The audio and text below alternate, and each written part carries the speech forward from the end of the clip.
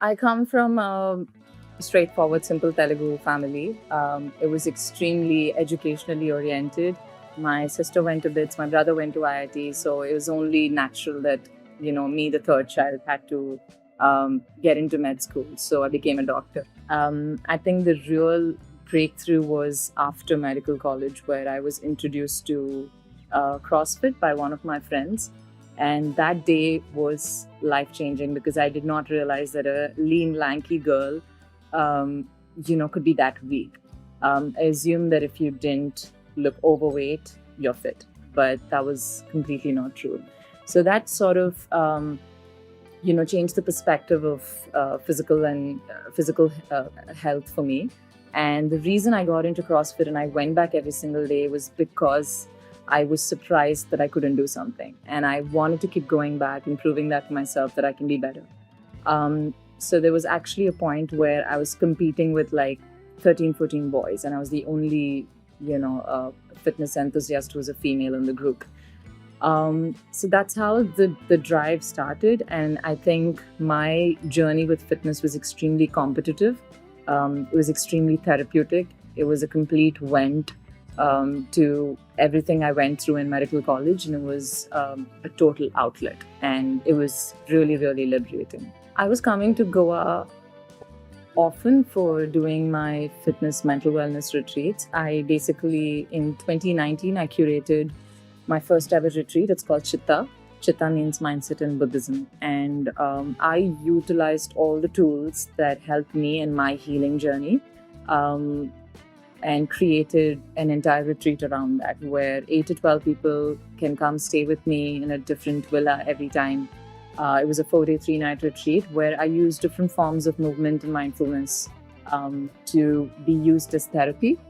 And the first one was completely, overwhelming, because at the end of the retreat, everyone was emotional, everyone was in tears. And I think that was sort of like it was an eye-opener for me to see how much value I can add to people's lives and maybe try and create something around that.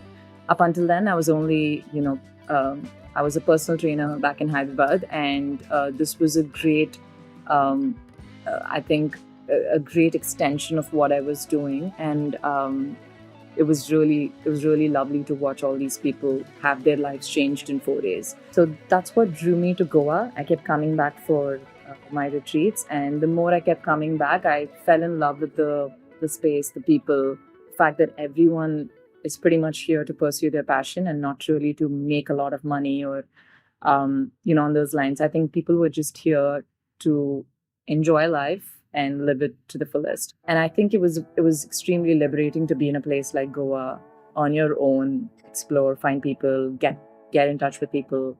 So it was a very, very, it just opened up a world of opportunities for me.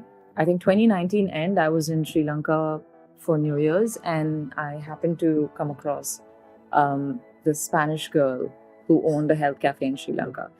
And I just got chatting with her because the food was amazing and it was very close to what I always wanted if I ever were to open a cafe.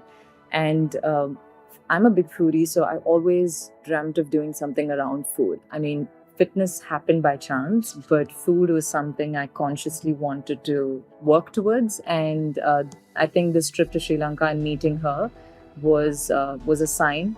I believe in signs, so that kind of fell into place. So when I met her, this was a pilot project. And after this, she decided she'll never do cafes again because it was so grueling.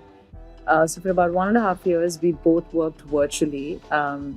Because after I met her, I came back and then the lockdown, was there. So we stayed in touch. It was 1.5 years of a lot of calls, a lot of decisions. We were able to conceptualize this place and see how everything that I visualized for the space, how it should be, what kind of food I should have, what kind of uniforms, the furniture, everything was sort of brought to life because of her help. Because I come with no F&B or business background, it was extremely helpful to work with someone who ran a successful cafe, which was again similar concept of whole foods and health food.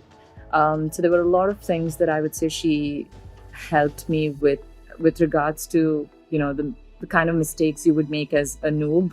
I think she helped me out with a lot of those steps. Most of my investment went into her, but in retrospect, it was such a wise choice because I didn't have to put my head into something which was not my skill set. And I could use that time and continue my work. So I still had, I was still able to earn to put into this project. I only had one goal, and at that point, it was not money, it was not fame, it was not power, it was nothing. It was only to be self-sufficient. It was not to depend on my family. It was not to it was in a way to prove to the world that I couldn't do something that I was forced to do, which was medicine.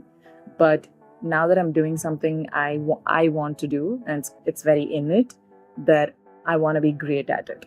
So it came from that perspective, I guess. So that sort of paved path to my own brand. I launched my own brand called Vigor by Sneha Basu, under which I was doing my PTs, my corporate workshops, talks, retreats, all of that. And of course, that gave me the right foundation to save enough to, conceptualize and create Bloom. So with Bloom, I think to answer that question would be probably uh, a lot of hours of effort, sweat, I think blood, tears, everything that went into it. Because now when I look and I sit back, it seems like, I've created this, but there are days I still don't believe that this is what I've done. It feels like I'm one of the employees and I'm working here. But I think I tend to forget the hard times. I kind of shut off the entire phase of my MBBS because it was so difficult.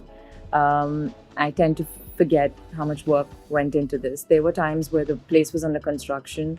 I was doing my trainings on red mud because I still had to continue training clients. So I would just have my headphones and a tripod and I would continue training when all the construction was going on.